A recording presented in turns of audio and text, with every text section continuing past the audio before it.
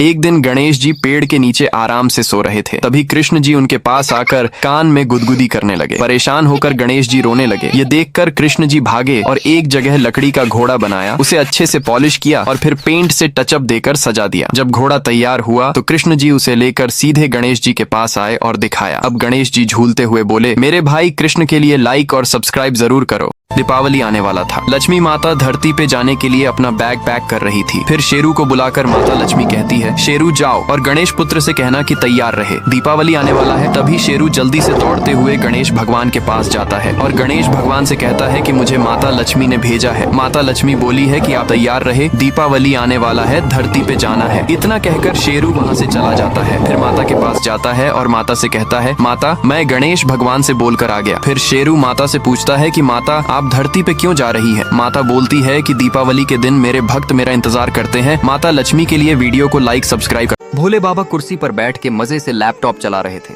तभी एक राक्षस भोले बाबा के लैपटॉप का पासवर्ड छुपकर देख लिया। फिर जब भोले बाबा सो गए तब राक्षस एक साधु का भेष बना के भोले बाबा के कुटिया की तरफ आने लगा और भोले बाबा का लैपटॉप ऑन करके लैपटॉप से सारा डेटा डिलीट कर दिया। भोले बाबा जब नींद से जागे तो डेटा डिलीट देख के समझ गए कि किसी राक्षस का काम है ये। फिर भोले बाबा राक्षस को पकड़ के खूब मारा। लेकिन आपने अभी तक भोले बाबा के लिए लाइक सब्सक्राइब नहीं किया। हेलो माँ लक्ष्मी। हाँ बेटा। माँ दिवाली को धरती लोक में धन बरसाने के लिए चलने की तैयारी कर लो माते। गणेशा जरूर चलेंगे बेटा, तुम भी तो आओगे ना बेटा हमारे साथ। हाँ माँ जरूर आऊँगा। और माँ शारदा भी आएंगी ना माँ? हाँ माँ शारदा भी आएंगी। ठीक है बेटा गणेशा। ठीक है माँ। भोले बाबा दिवाली में जलाने के लिए बहुत सारा पटाखे लेके आ रहे थे। रास्ते में एक राक्षस देख लिया। राक्षस को लगा भोले बाबा कुछ खाने वाला चीज लेके जा रहे हैं। भोले बाबा घर पहुंच के कुछ पटाखे गणेश जी को दे दिया।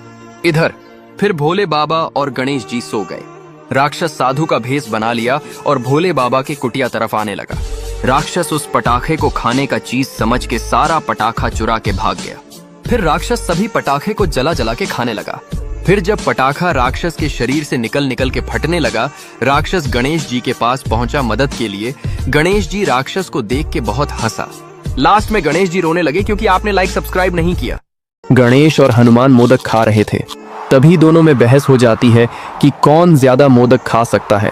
तभी वहां माता पार्वती आ जाती है और कहती हैं कि निर्णय अब मुकाबला से होगा। सभी बंदर कहते हैं कि हमारे हनुमान जी जीतेंगे, तो कैलाश के सभी चूहे भी कहते हैं कि हमारे गणेश जी जीतेंगे। इसी बात पर दोनों में मुकाबला तय हो जाता है और जापान से कंटेनर में भर भर कर मोदक लाए जाते हैं। जो ज्यादा मोदक खाएगा वह जीत जाएगा। दोनों मोदक खाने लगते हैं मगर दोनों बराबर मोदक खाकर थक जाते हैं। अब इसका चुनाव वोटिंग से किया जाएगा। गणेश को जिताने वाले लाइक सब्सक्राइब करेंगे और हनुमान को जिताने वाले कमेंट और सब्सक्राइब करेंगे।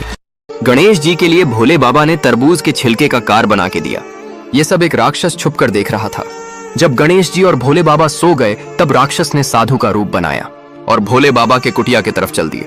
राक्षस ने गणेश जी का कार चोरी करके भाग गया और अपने बच्चे को खेलने दे दिया।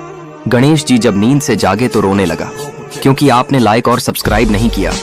भोले बाबा माँ पार्वती के लिए एसी लाते हैं। ये देख माँ पार्वती झूम उठती हैं कि तभी एक डायन सब देख लेती है। फिर रात होने पर भोले बाबा माँ पार्वती के साथ एसी में खर्राटे लेते हुए सो ही रहे थे। तभी वही डायन आती है और एसी को अपने बच्चों के लिए लेके सटक लेती है। फिर सुबह होने पर भोले बाबा देखते हैं कि एसी गायब है तो मुस्कुरा जाते हैं। लेकिन लाइक सब भोले बाबा समोसा फ्राई करके अपने दोस्तों के साथ मजे से समोसा खा रहे थे। तभी एक दिन बाबा भोले को समोसा फ्राई करते हुए दो राक्षस देख लेता है। फिर राक्षस साधु का भेष बना के भोले बाबा के पास जाने लगता है और भोले बाबा के पास हाथ जोड़कर खड़ा हो जाता है। फिर भोले बाबा ने उस राक्षस को भी समोसा दे दिया। फिर राक्षस असली रूप में आके समोसा मजे से खाने लगा। लेकिन आपने अभी तक भोले बाबा के लिए लाइक सब्सक्राइब नहीं किया।